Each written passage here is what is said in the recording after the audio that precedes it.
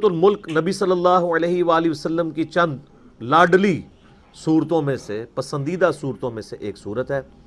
اس حوالے سے ایک بڑی زبردست حدیث ہے، صحیح سند کے ساتھ جامعہ ترمذی میں موجود ہے، سنن نبی داؤد کے اندر موجود ہے کہ اللہ کے محبوب صلی اللہ علیہ وآلہ وسلم نے فرمایا کہ قرآن حکیم میں 30 آیات پر مشتمل ایک صورت ایسی ہے جس نے اپنے پڑھنے والے کی شفاعت کی، حتیٰ کہ اسے جنت میں داخل کروا دیا، اور وہ صورت ہے تبارک الذی بیدہ الملک، یعنی یہ سورۃ الملک پارہ نمبر 29 اور صورت نمبر ہے 67۔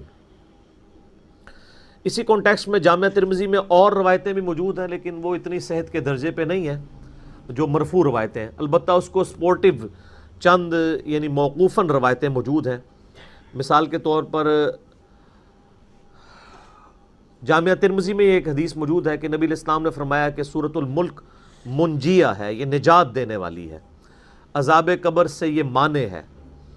یہ تمام باتیں اصول محدثین پہ وہ روایت کمزور ہے، لیکن اس کو سپورٹیو ایک موقوفاً روایت المعجم الکبیر طبرانی میں موجود ہے۔ عبداللہ ابن مسعود رضی اللہ تعالیٰ عنہ کہتے ہیں، یہ بالکل صحیح سند کے ساتھ ہے، کہ جو سورۃ الملک ہے یہ نجات دینے والی ہے اللہ کے اذن سے، منجیہ ہے، یہ مانع ہے، عذاب قبر سے روکنے والی ہے۔ اس سورت کے پڑھنے والے کو جب قبر میں دفنایا جائے گا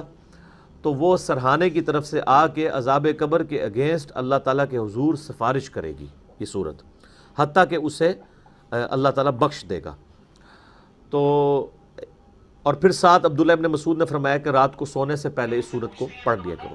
ایک کمزور روایت جامعہ ترمذی میں بھی ہے کہ سیدنا یعنی نبی صلی اللہ علیہ وآلہ وسلم کے حوالے سے ہی بیان کیا گیا کہ آپ علیہ السلام بھی رات کو سونے سے پہلے یہ صورت پڑھتے تھے، تو اس کو سپورٹیو یہ روایت بھی ہو جاتی ہے۔ اس طرح ایک اور ہے سیدنا خالد بن معدان کے بارے میں سنن طبرانی کے اندر، ایک تابعی ہیں 103 ہجری میں فوت ہوئے، ان کے بارے میں آتا ہے کہ وہ اس وقت تک نہیں سوتے تھے جب تک کہ سورہ السجدہ اور سورہ ملک کی تلاوت کر نہ لیں رات کو، اور وہ کہتے تھے کہ یہ دو صورتیں اللہ کے عذاب سے نجات دینے والی صورتیں ہیں، حتیٰ کہ یہ اللہ تعالیٰ کے ساتھ جھگڑا کریں گی اس کی شان کے لائق، جس طرح ہے کہ یا اللہ یہ بندہ ہمیں پڑھا کرتا تھا، یا تو اس شخص کو چھوڑ دے یا ہمیں اپنی کتاب سے نکال دے، تو اللہ تعالیٰ ان کی شفاعت قبول فرما لے گا۔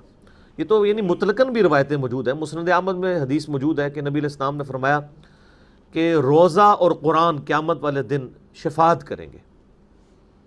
اور جس کے حق میں شفاعت کریں گے اللہ تعالیٰ شفاعت قبول فرما لے گا۔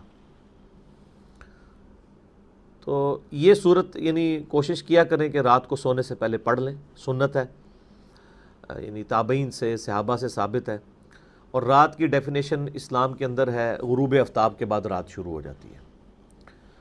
اور فجر کا وقت داخل ہونے سے پہلے یہ پوری کی پوری رات ہے، آپ کسی بھی وقت میں سے پڑھ سکتے ہیں، مغرب کے بعد بھی پڑھ سکتے ہیں، عشاء کے بعد بھی پڑھ سکتے ہیں۔ اور اگر کوئی رات کو پڑھنا بھول جائے تو صحیح مسلم میں ایک حدیث ہے کہ نبی صلی اللہ علیہ وآلہ وسلم نے فرمایا جو شخص رات کے وظائف بھول جائے یا کسی وجہ سے وہ سو جائے تو اگلے دن کی ظہر سے پہلے اگر ان کو پڑھ لے تو اللہ تعالیٰ اس کو وہی فضیلت عطا فرما دے گا۔ یعنی کتنا بڑا مارجن ہے۔ اسی کے تحت ایک دفعہ وہ شاہ محمد نورانی صاحب نے ٹی وی میں کہیں کہہ دیا آ کے کہ جس کی تراویح کی نماز رہ جائے نا تو وہ صبح اشراق کے وقت میں بے شک پڑھ لے، تو لوگوں نے کہا لو جی انہوں نے کیا بات کر دی۔ تو ان کی بات بالکل ٹھیک تھی کہ اگر کوئی رات کو سویا رہ گیا تو نفلی عبادت ہے، تو اشراق کے وقت میں بھی ایون نبی علیہ السلام کبھی بعض کا تہجد کی نماز رہ جاتی تھی تو بخاری مسلم میں آتا ہے کہ آپ علیہ السلام پھر اشراق کے وقت میں اتنے نوافل اور پڑھ لیا کرتے تھے۔ تو یہ ٹالرنس اللہ تعالیٰ نے رکھی ہوئی ہے،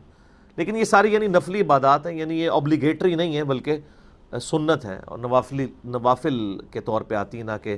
فرائض کے طور پہ۔